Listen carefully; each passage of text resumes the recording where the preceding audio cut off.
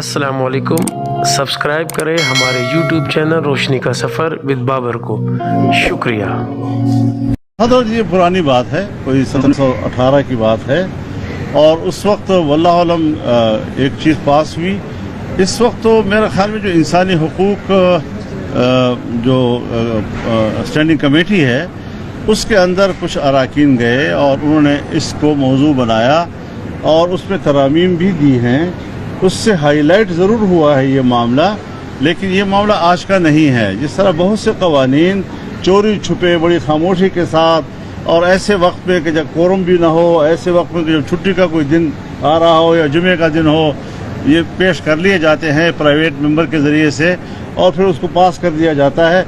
ये है काबिल मज़म्मत चीज़। और जो कुछ अभी सामने आ रहा है वो है भी कुरान और सुन्नत से बगावत, सिर्फ मुखालफत नहीं है, बिल्कुल बगावत की सूरत है। तो इस पर जमीयत उलमा इस्लाम एक मुस्तकिल तरमीम तैयार कर रही है और उसकी जामे शक्ल जो है वो पेश करेगी ऐवान के अंदर, जो एक बाकायदा तरमीम की हैसियत होगी।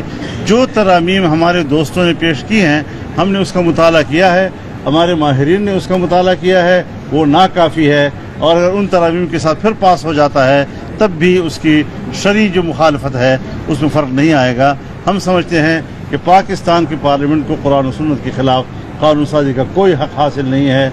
और ये नई सवाल जो अभी पैदा हुआ है इसमें इंशाअल्लाह हम भरपूर तौर पर कुरान और सुन्नत की तर्जुमानी करेंगे और उस हवाले से कानून साज़ी की तरफ पार्लियामेंट को ले जाएंगे।